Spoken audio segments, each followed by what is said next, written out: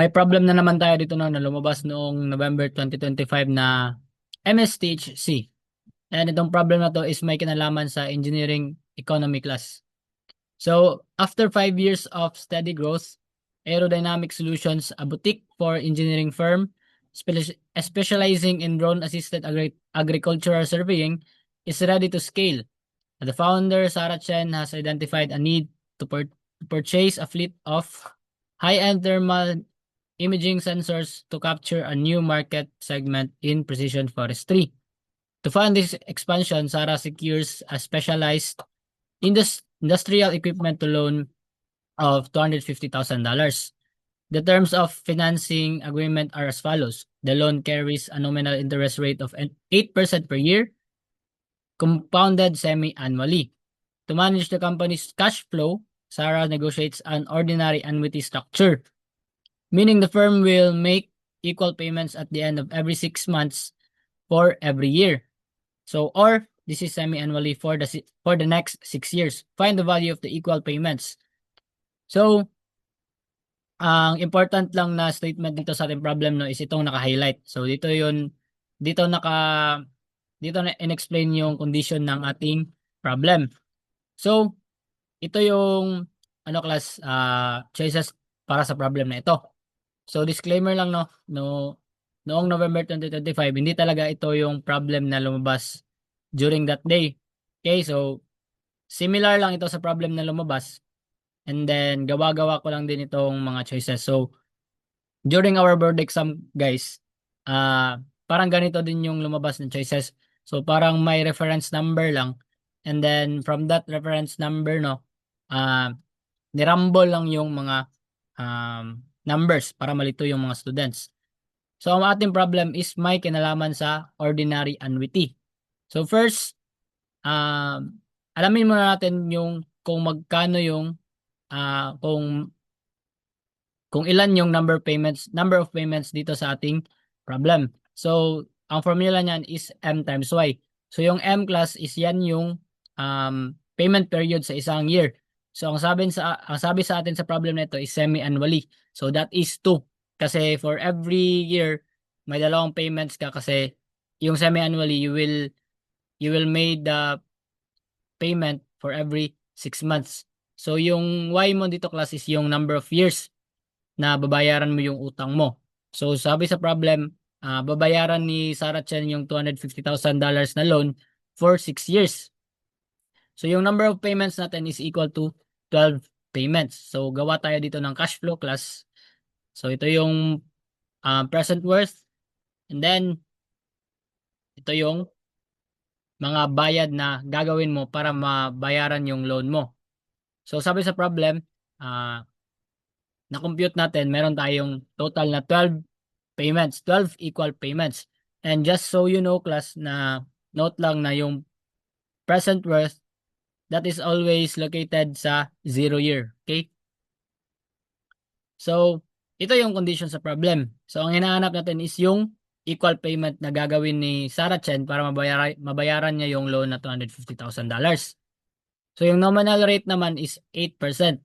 So, yung interest rate talaga natin is i-divide pa natin yan ng 2 since yung M natin is semi-annually. Okay? Kasi meron tayong 2 payments per year. So, i-divide natin yan ng 2 para makuha natin yung interest. So, yung given na 8%, yan ay nominal rate pa lang. Hindi pa talaga yan yung interest rate. So, next, yung present worth naman natin is yung $250,000. So, bakit yan yung present worth natin? Kasi sabi sa problem, nag-loan daw si Sarah ng $250,000. So, yan yung babayaran niya ng equal payments with the condition of may 8% na nominal rate or 4% interest rate per year kasi semi-annually. So, ang hahanapin natin dito ngayon is yung equal payments na babayaran niya given nitong mga conditions na to. Okay? So, next, di ba meron tayong formula for our present worth sa annuity na P is equal to A over I times 1 minus 1 plus Y 1 plus I raised to negative N. So, input lang natin yung yung mga given sa atin ng mga values. So, by that, ang ating present worth is 250,000. Yung I naman natin is 0.04. And yung N natin is 12 na nakuha natin dito.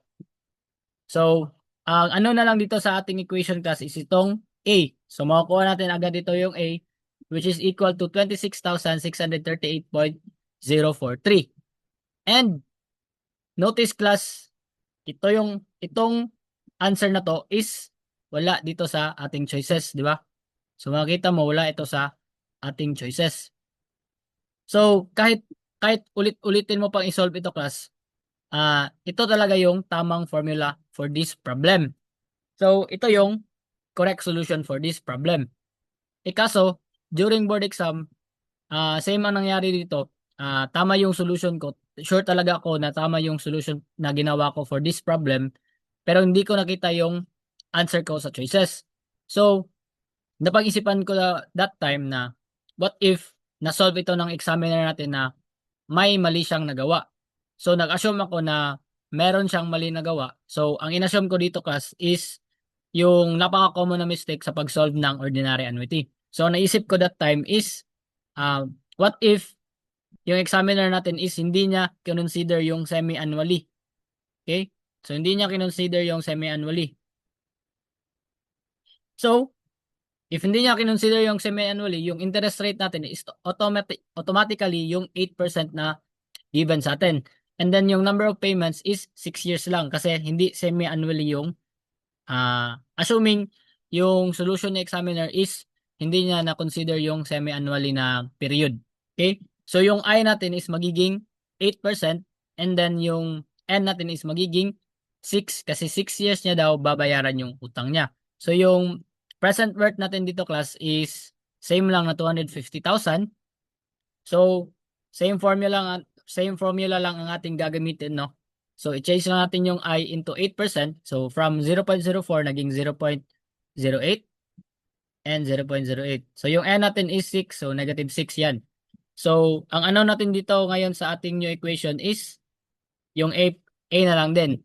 So ang makukuha mong value dyan class is 54,078.846. So ito yung board exam solution class.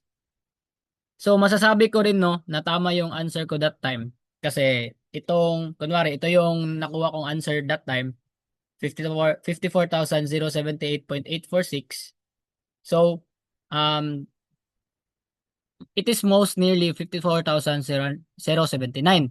So from the choices class, malalaman mo na tama yung ginawa mo kasi from the choices, from the right answer, yung ibang choices is binaliktad-baliktad lang yung mga numbers. So kunwari sa letter A, yung 4 at saka 0 is binaliktad niya para malito yung mga students. So yan yung palatandaan ko that time na tama pala yung ginawa ko and tama yung assumption ko na hindi na consider na examiner ang pag-solve na ginamit yung semi-annually. So ito na yung final answer. So ito yung correct solution for this problem, no? And then ito yung board exam solution. So mayroon talagang ganito sa during board exam guys na parang erroneous pero need mo talaga mapalabas yung answer na meron sa choices kasi you cannot leave your question tawag dyan yung mga sinishade nyo, you cannot leave a number blank kasi may chance na ma-void yung mga answers nyo for that board exam. So, maghanap talaga kayo ng paraan para ma-solve ang isang problem kahit hindi nyo mapalabas yung tamang sagot. So, katulad sa ginawa ko dito, nag-assume ako ng scenario na hindi pala na-consider na examiner yung semi-annually. So, napalabas ko yung answer sa choices. So, ganun lang sa board exam guys. Bye-bye.